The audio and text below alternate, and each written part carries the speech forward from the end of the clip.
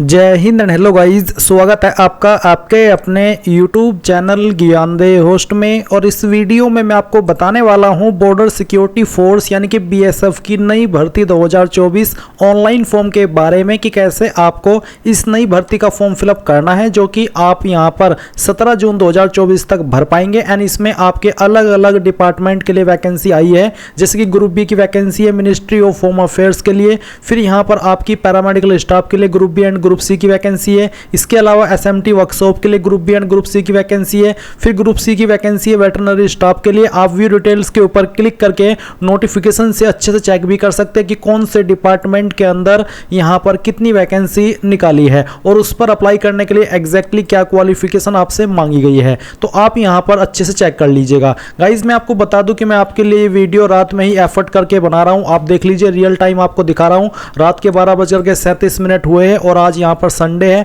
मुझे दिन में फिर छुट्टी लेनी होगी, इस वजह से मैं आपके लिए रात में ही यहाँ पर एफर्ट करके आपके लिए वीडियो बना रहा हूँ। तो अगर आपको लगता है कि कुछ स्पेशल कर रहा हूँ आपके लिए, तो यार वीडियो को लाइक कर देना। और अगर आप चैनल के ऊपर नए हैं तो चैनल को सब्सक्राइब करके बेल आइकन ऑन कर लीजिएगा। अब गाइज आपको करना क्या है, तो वीडियो के डिस्क्रिप्शन में मैंने आपको हमारी ऑफिशियल वेबसाइट jobsgyan.in का लिंक दिया है। ये ओपन करने के बाद आप यहाँ पर भी इस भर्ती के बारे में जान सकते हैं। यहाँ पर जो आपकी वैकेंसी है आप देख लीजिए, पैरामेडिकल स्टाफ के लिए कौन सी पोस्ट के लिए कितनी है और एज लिमिट क्या है, फिर वर्कशॉप के लिए कितनी है, इसके अलावा वेटरनरी स्टाफ के लिए कितनी है, वो आप यहां पर चेक कर सकते हैं। ये सभी जानकारी चेक करने के बाद में आप यहां पर इंपॉर्टेंट लिंक के सेक्शन से अप्लाइंग ऑनलाइन लिंक ओपन करेंगे और BSF की इस वेबसाइट के ऊपर आकर के यहां से भी एडवर्टाइजमेंट के अकॉर्डिंग देख सकते हैं कि किसके अंदर कौन सी वैकेंसी निकाली है। आप यहां पर आइडिया ले लीजिएगा, इसमें कांस्टेबल, SI, हेड कांस्टेबल, ये सब वैकेंसी निकाली गई है। एंड क्वालिफिकेशन की जानकारी आप अच्छे से नोटिफिकेशन से चेक कर लीजिएगा। उसके बाद में अगर आप किसी पोस्ट पर एलिजिबल है अप्लाई करने के लिए, तो आपको क्या करना है, आप यहां पर देखेंगे आपको एक ऑप्शन दिया है कैंडिडेट लॉगिन, तो आप इसके ऊपर क्लिक करेंगे। अब मैं आपको बता दूं कि अगर आपने पिछले 2-3 साल के अंदर BSF की इस वेबसाइट का इस्तेमाल करके कोई भी फॉर्म भरा है तो आपका अकाउंट बना हुआ होगा, क्योंकि एक बार इसमें रजिस्ट्रेशन करना होता है। तो आप यहां पर आपकी registered email ID and password का इस्तेमाल करके लॉगिन कर लीजिए। बट गाइज अगर आप फ्रेशर है, पहली बार इस वेबसाइट का इस्तेमाल करके कोई फॉर्म भर रहे हैं, तो आपको यहां पर रजिस्टर हियर इसके ऊपर क्लिक करना है। इसके बाद आपको यहां पर आपका नाम एंटर करना है 10th के सर्टिफिकेट के अकॉर्डिंग। यहां पर आपको आपका मोबाइल नंबर एंटर करना है और अपनी ईमेल ID एंटर करनी है। देन आप जनरेट OTP पर क्लिक करेंगे। इसके बाद में गाइज आपके नंबर पर एक OTP जाएगा। जैसे ही आप OTP डाल करके वेरीफाई कर देंगे तो आपके सामने यहां पर आपकी पर्सनल डिटेल आ जाएगी। तो यहां पर आपको आइडेंटिटी डिटेल्स में क्लिक करके आधार कार्ड के ऊपर क्लिक करना है और यहां पर आपको एक जो ID है आपके आधार कार्ड वो सिलेक्ट कर लेनी है। फिर जो भी आपका आधार नंबर है वो आपको एंटर करना है। इसके बाद है आइडेंटिटी टाइप, तो आप यहां पर सिलेक्ट करेंगे और आप इनमें से कौन सी ID दे रहे हैं, आधार कार्ड या फिर कोई अन्य ID, तो आप यहां पर जो भी दे रहे हैं वो आप सिलेक्ट करें।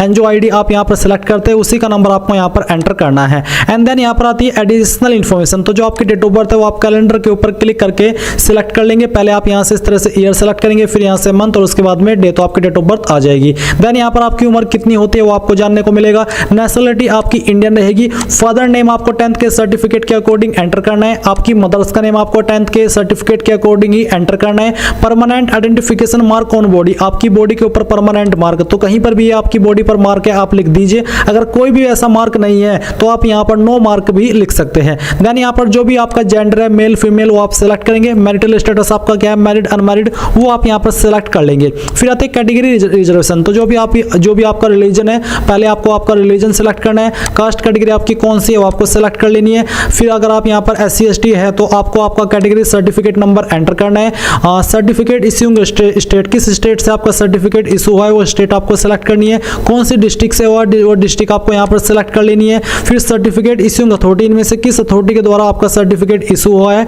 वो आप यहां पर सिलेक्ट कर लीजिए। एंड आपके सर्टिफिकेट के ऊपर मेंशन होगा कि इनमें से किस अथॉरिटी ने आपका सर्टिफिकेट इशू किया है। सर्टिफिकेट इशू डेट क्या है वो आप यहां पर सिलेक्ट कर लेंगे कैलेंडर के ऊपर क्लिक करके। फिर आता है कैंडिडेट एज मोड के रूप में उम्मीदवार, तो यहां पर डायरेक्ट एंट्री है। एक्स सर्विसमैन है, गवर्नमेंट एम्प्लॉई हो, अगर आप फ्रेशर हो तो आपको डायरेक्ट एंट्री सिलेक्ट करना है। अब आती है subcategory reservation. Are you differently abled person, क्या आप विकलांग है, अगर हां तो यस करें, नहीं तो आपको नो करना है। क्या आप एक्स सर्विसमैन है, अगर हां तो यस, नहीं तो यहां पर भी आपको नो करना है। डिपार्टमेंटल कैंडिडेट तो आपको सिलेक्ट करना है सेंट्रल गवर्नमेंट के या फिर स्टेट गवर्नमेंट के, अगर आप नहीं है तो आप नो के ऊपर क्लिक करेंगे और सेव एंड नेक्स्ट के ऊपर आपको क्लिक करना है। अब आपके सामने यहां पर एड्रेस डिटेल आ चुकी है, तो जो भी आपका परमानेंट एड्रेस है वो आपको आपकी ID के अकॉर्डिंग इस वाले कॉलम में पूरा लिखना है। एंड फिर यहाँ पर जो आपका पिन कोड है वो पिन कोड आपको डाल देना है। स्टेट आप यहाँ से अपनी सेलेक्ट कर लीजिए, उस स्टेट के अंदर आपकी कौन सी डिस्ट्रिक्ट है वो डिस्ट्रिक्ट आपको सेलेक्ट करनी है। फिर आपको आपके विलेज या फिर सिटी का नाम यहाँ पर एंटर करना है। आपका नजदीकी पुलिस स्टेशन कौन सा है उसका नाम आपको यहाँ पर लिखना है। एंड आपका नजदीकी पोस्ट ऑफिस यानी कि डाकघर कौन सा है उसका नाम आपको यहाँ पर लिखना है। नीचे आपका कोरेस्पोंडेंस एड्रेस यानी कि प्रेजेंट एड्रेस, तो जो आपने ऊपर भरा वो था आपका परमानेंट एड्रेस और नीचे है प्रेजेंट एड्रेस। अगर आपका परमानेंट और प्रेजेंट एड्रेस एक ही है, सेम है, तो आप यहाँ पर टिक कर देंगे। अगर अलग है तो अनटिक रहने दे और अलग से अपना प्रेजेंट एड्रेस फिल कर दे और इसके बाद आप यहाँ पर सेव एंड नेक्स्ट के ऊपर क्लिक करेंगे। नाउ गाइस अब आपसे यहाँ पर कुछ और डिटेल्स मांगी है, जैसे कि डू यू हैव एनसीसी, क्या आपके पास एनसीसी प्रमाण पत्र है? अगर हाँ तो आप यस करें और यस करने के बाद आपको बताना कि आपके पास ए सर्टिफिकेट है। अगर हाँ तो यस करें, नहीं तो आपको नो करना है। बी सर्टिफिकेट है तो बी में आपको यस करना है और सी सर्टिफिकेट है तो आपको सी में यस करना है। बट अगर आपके पास नहीं है तो आप नो कर दीजिए। फिर आपसे पूछे do you have sports achievement, अगर हाँ तो यस करें, यस नहीं आपको बताना कि किस लेवल की है, school level game, university level game या फिर स्टेट नेशनल गेम। अगर नहीं है तो आप नो कर दीजिए। फिर फिजिकल स्टैंडर्ड यानी कि आपकी हाइट कितनी है वो आपको सेंटीमीटर के अंदर यहाँ पर एंटर करनी है। चेस्ट आपकी बिना फ्लाई कितनी है वो आपको यहाँ पर लिखनी है। वेट आपका कितना है किलोग्राम के अंदर वो वेट आपको यहाँ पर लिख देना है। Black list declaration, is there any criminal case pending against you, क्या आपके ऊपर कोई क्रिमिनल केस चल रहा है? अगर हाँ तो यस करें, नहीं तो आपको नो करना है। एंड देन आप सेव एंड नेक्स्ट के ऊपर क्लिक करेंगे। इसके बाद आती है क्वालिफिकेशन डिटेल, तो आप यहाँ पर अपनी जानकारी क्वालिफिकेशन की फिल करेंगे। मैंने अपनी जानकारी पहले से फिल करके रखी है। तो यहाँ पर जैसे ही आपको 10th की इन्फॉर्मेशन देनी है तो आप एसएससी मैट्रिक स्कूल सेलेक्ट कर लेंगे। फिर जो आपका 10th का सर्टिफिकेट नंबर है वो आप यहाँ पर एंटर करेंगे। अगर आपके सर्टिफिकेट के ऊपर सर्टिफिकेट नंबर नहीं है तो आप यहाँ पर जो आपका सीरियल नंबर है सर्टिफिकेट का वो भी दे सकते हैं। इसके बाद यहाँ पर आपको ईयर ऑफ पासिंग बताना कि किस साल के अंदर आपने आपके 10वीं पास की है, किस स्टेट से किया वो स्टेट आप यहाँ पर सेलेक्ट करेंगे एंड किस बोर्ड के द्वारा किया वो बोर्ड आप यहाँ पर सेलेक्ट कर लेंगे। अगर आपका बोर्ड यहाँ पर है तो आप यहाँ पर वो बोर्ड सेलेक्ट कर ले, नहीं तो आप यहाँ पर अदर बोर्ड भी सेलेक्ट कर सकते हैं। एंड जैसे ये सभी जानकारी आप सेलेक्ट कर लेंगे तो आपको ऐड पर करना है। ऐड पर क्लिक करने के बाद में यहाँ पर आपकी जानकारी 10th वाली सेव हो जाएगी। फिर इसके बाद आपको सेम तरीके से 12th की इन्फॉर्मेशन देनी है, जिसमें कि आप यहाँ पर 10th की जगह पर इंटरमीडिएट सेलेक्ट करेंगे एंड बाकी की जानकारी ऐसे ही भरेंगे जैसे कि अभी आपने 10th की भरी है। इसी प्रकार से फिर आप ऐड के ऊपर क्लिक करके अगर आपने ग्रेजुएशन की है तो आप यहाँ पर ग्रेजुएशन सेलेक्ट कर लेंगे, डिप्लोमा किया तो डिप्लोमा सेलेक्ट कर लेंगे और सेलेक्ट करने के बाद में यहाँ पर बाकी की जानकारी ऐसे ही भरेंगे जैसे कि अभी आपने 10th 12th की भरी है। एंड इसके बाद में आप यहाँ पर नेक्स्ट के ऊपर क्लिक करेंगे। नेक्स्ट पर क्लिक करने के बाद आता है वर्क एक्सपीरियंस, तो अगर आपसे पूछा है कि आर यू एम्प्लॉयड, अगर हाँ तो आप यस करें, नहीं तो आपको नो करना है। अगर आप यस करते हैं तो फिर आपको यहाँ पर एम्प्लॉयमेंट प्रेजेंट पास्ट यानी कि पहले आपने काम किया था या अभी प्रेजेंट में आप कर रहे हैं वो आपको बताना है। इसके बाद एक्सपीरियंस टाइप, किस टाइप का आपके पास एक्सपीरियंस है जो भी है वो आप यहाँ पर सेलेक्ट कर लेंगे। अगर इनमें नहीं है तो आप अदर्स के ऊपर क्लिक कर सकते हैं। एम्प्लॉयर टाइप, जहां पर आप काम करते थे वो कंपनी किस तरह की थी, central government, state government, Uttarakhand state government, other state government, constable, head constable, जो भी है वो आप सेलेक्ट कर लीजिए। नेचर ऑफ एम्प्लॉयमेंट, परमानेंट थे, टेम्परेरी या फिर कॉन्ट्रैक्चुअल, वो आपको सेलेक्ट करना है। कब से आपने जॉब ज्वाइन की थी, जिस जॉब पर आप काम कर रहे थे या फिर कर रहे हैं वो आपको डेट सेलेक्ट करनी है। किस पोस्ट पर आपने काम किया उस पोस्ट का नाम आपको यहाँ पर लिखना है। इंस्टीट्यूट, डिपार्टमेंट, ऑर्गेनाइजेशन यानी कि कहां पर आपने काम किया उस कंपनी का नाम आपको यहाँ पर लिखना है। एंड फिर आप सेव के ऊपर क्लिक कर देंगे तो आपके एक्सपीरियंस की जानकारी इस प्रकार से यहाँ पर सेव हो जाएगी। फिर अब आपको यहाँ पर नेक्स्ट के ऊपर क्लिक करना है। अगर आपके पास एक्सपीरियंस नहीं है तो आप नो करके आगे सिंपली बढ़ सकते हैं। अब आपको यहाँ पर आपका फोटो अपलोड करना है, तो आप यहाँ पर चूज फाइल के ऊपर क्लिक करेंगे। जैसे कि मैं यहाँ पर इस फाइल को डिलीट करता हूँ और इसके बाद मैं आपको न्यू फाइल अपलोड करके दिखाता हूँ। तो आप यहाँ पर इसके ऊपर क्लिक करेंगे, जहाँ पर भी आपकी फोटो फाइल है वो आप यहाँ पर सिलेक्ट कर लेंगे। तो आपको यहाँ पर जैसे कि मैं यहाँ पर इस फाइल को सिलेक्ट करता हूँ, यहाँ पर मैं इसके ऊपर क्लिक करता हूँ तो फिर यहाँ पर मैं आता हूँ और इस फोटो को सिलेक्ट कर लेता हूँ और यहाँ से ओपन करता हूँ तो आपकी फाइल इस तरह से आ जाएगी, अपलोड हो जाएगी। फिर आप यहाँ पर सेम तरीके से आपका सिग्नेचर अपलोड कर देंगे। इसके बाद आप यहाँ पर 10th की मार्कशीट अपलोड करेंगे, हाई स्कूल की, फिर आपको 12वीं की मार्कशीट अपलोड करनी है, फिर आपको ग्रेजुएशन का जो सर्टिफिकेट है वो अपलोड करना है। अगर आप SC ST OBC है तो आपको कास्ट सर्टिफिकेट अपलोड करना है। अगर आपने एक्सपीरियंस की जानकारी भरी है तो आपको उसका सर्टिफिकेट अपलोड करना है। एंड यहाँ पर आप देख सकते हैं कि फोटो का साइज 30 से 100 KB, साइन का साइज 20 से 50 KB, qualification, caste, experience certificate का साइज 30 से 100 KB और फॉर्मेट इनमें से कोई भी चल जाएगा।